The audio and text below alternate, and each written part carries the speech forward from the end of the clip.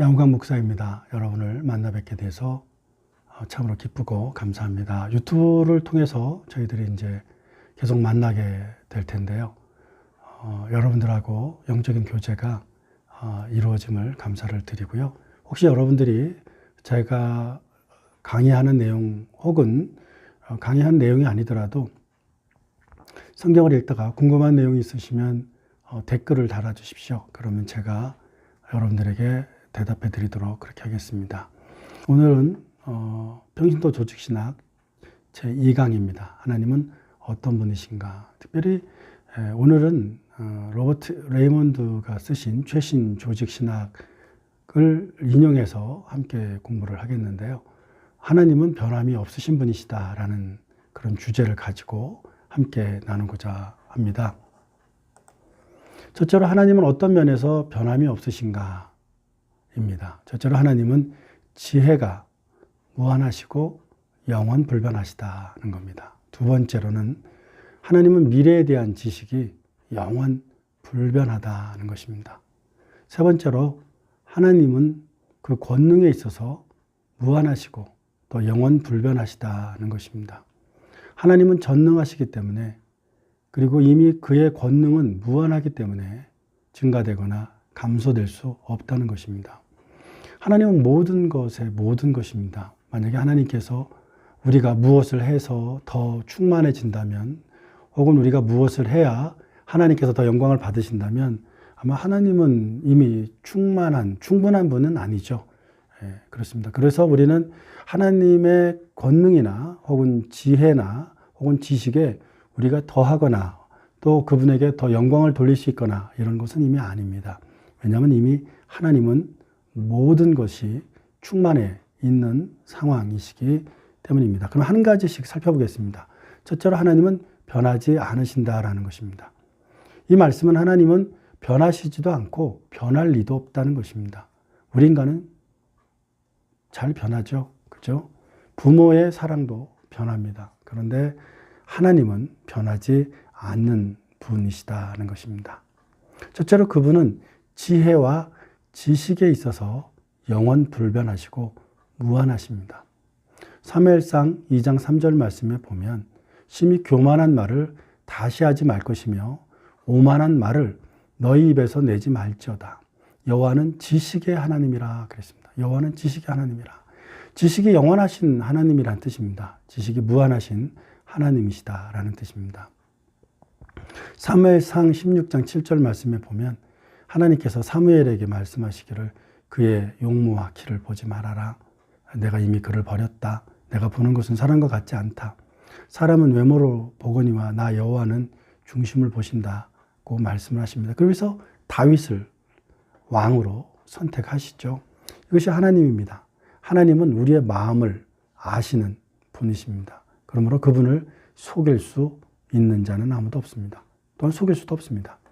세 번째로 시편 33편 13절부터 15절까지 말씀에 보면 13절부터 15절에 굽어 살피신다, 굽어 살피신다, 굽어 살피신다 이렇게 말씀하고 있습니다. 그러니까 모든 걸 아세요. 하늘에서 다 아시고 또 세상의 속에서 또 다 아시고 또 사람의 마음을 하나님은 창조주이시기 때문에 이미 다 굽어 아신다라고 말씀하시고 있습니다.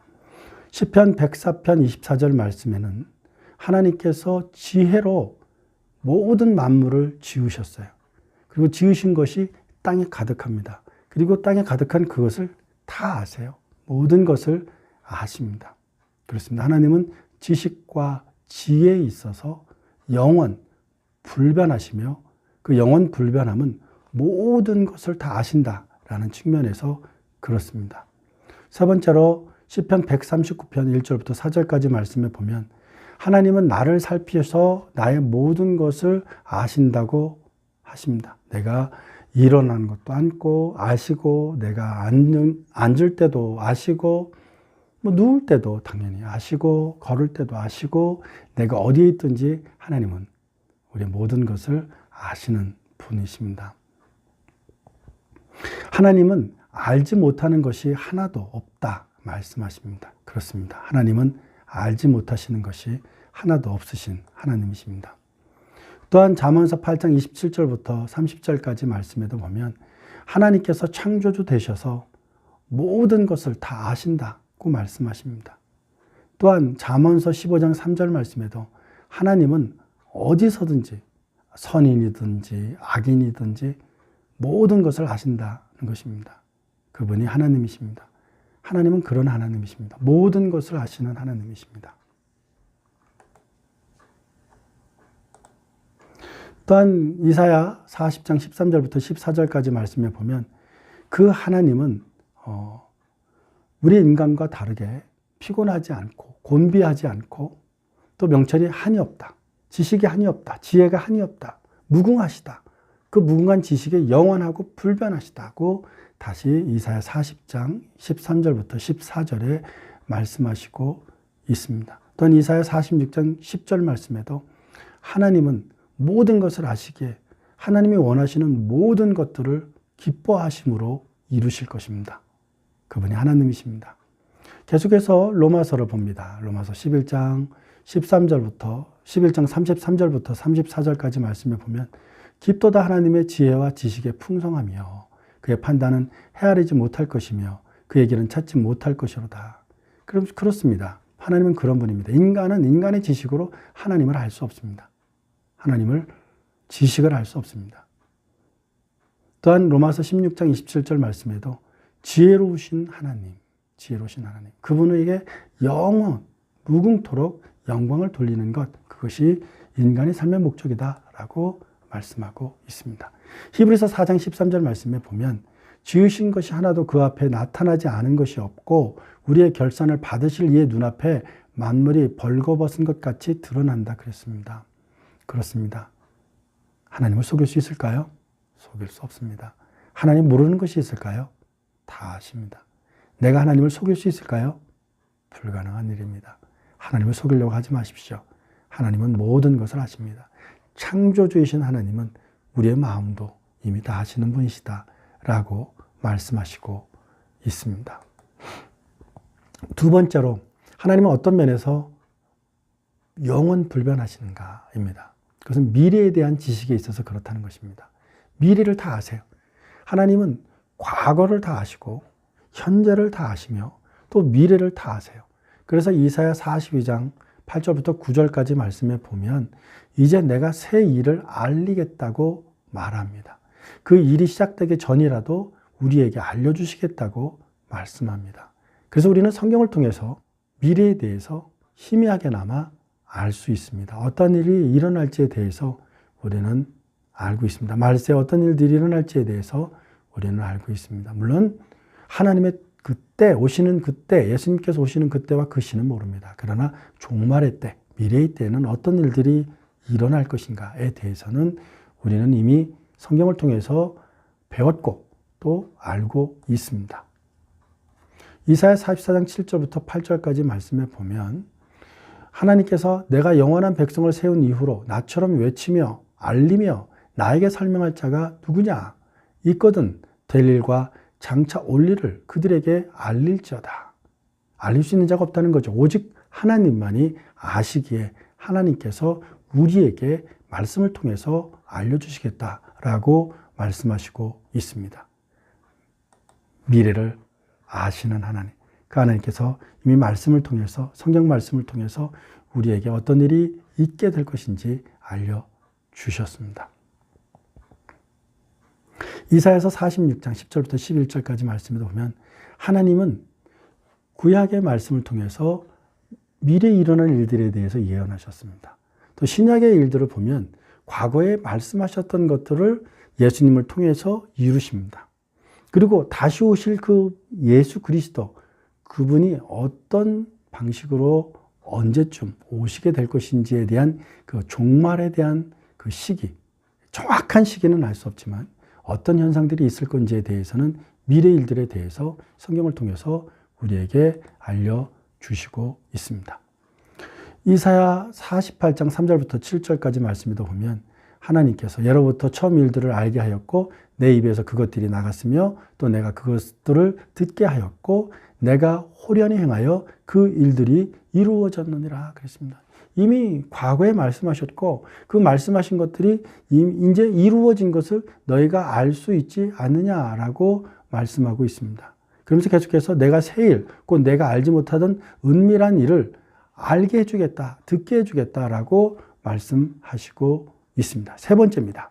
세 번째로 하나님은 어떤 면에서 영원불변하시냐면 권능에 있어서 영원불변하십니다. 하나님은 전능하십니다. 하나님은 권능에 있어서 영원불변하신 분이시기 때문에 그렇습니다. 창세기 18장 14절 말씀에 보면 여호와께 능히 못할 일이 있겠느냐 이렇게 말씀합니다.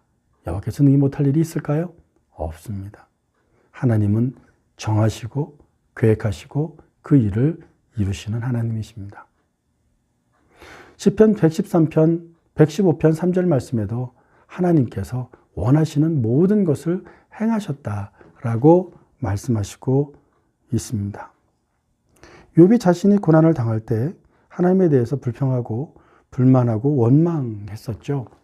그러다가 그가 42편 1절 말씀부터 쭉 보면 주께서 못하실 일이 없사오며 무슨 계획이든지 못 이루실 것이 없는 줄 아노니 라고 말씀합니다. 그렇습니다. 하나님은 모든 일을 하실 수 있습니다. 왜냐하면 그분은 하나님이시기 때문입니다.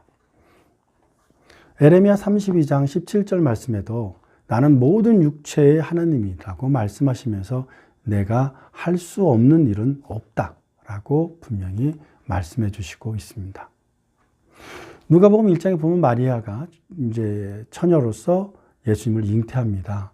그래서 나는 남자를 알지 못하니 어찌 이런 일이 있습니까? 라고 말하다가 37절에 마리아의 놀라운 신앙 고백을 하죠. 그게 뭐냐면 대저 하나님의 모든 말씀은 능하지 못하심이 없느니라 라고 말씀하십니다. 그렇습니다. 하나님은 능하지 못하심이 없습니다. 하나님은 모든 것을 하실 수 있는 하나님이십니다. 에베소서 1장 19절부터 20절 말씀에도 보면 하나님께서 예수 그리스도를 이 땅에 보내셨고 그리고 그분을 통해서 인류의 구원을 이루셨습니다. 또한 그분께서 예수 그리스도를 사망의 권세에서 다시 살리셨습니다. 이 하나님의 권능은 무한하십니다. 전능하십니다. 하나님이시기 때문에 하실 수 있습니다.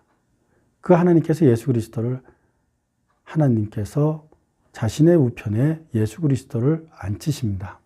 시편 110편 1절 말씀이죠. 이 시편 110편 1절 말씀을 다시 에베소서 1장 20절을 통해서 다시 한번 말씀합니다. 아마 구약에서 나오는 말씀 가운데 시편 110편 1절 말씀이 신약에 가장 많이 거론되는 말씀이라고 볼 수도 있습니다. 그 말씀이 바로 예수님을 하나님의 우편에 앉히시겠다라는 것이고 그리고 그렇게 하셨습니다. 계시록 19장 6절 말씀에도 보면 우리 하나님은 전능하시다. 전능하신 그 하나님이 권능으로 통치하실 것이다 라고 말씀하시고 있습니다. 오늘은 모두 세 가지에 대해서 상고해 보았는데요. 첫째로 하나님은 변함이 없으신 하나님이시라는 것입니다. 자, 어떤 것에 변함이 없느냐? 첫째로 지혜가 변함이 없습니다. 둘째로 미래에 대한 지식이 변함이 없으십니다. 영원 불변하십니다. 셋째로 하나님의 권능이 영원 불변하십니다. 오늘은 이 세 가지에 대해서 함께 나누어 보았습니다. 감사합니다. 혹시 여러분들이 제 강의를 듣다가 궁금한 것이 있으시면 언제든지 댓글을 달아주시기를 바랍니다. 그러면 제가 여러분들의 질문에 성실히 답하도록 그렇게 하겠습니다. 감사합니다. 오늘도 주님 안에서 평안하시기를 기원합니다.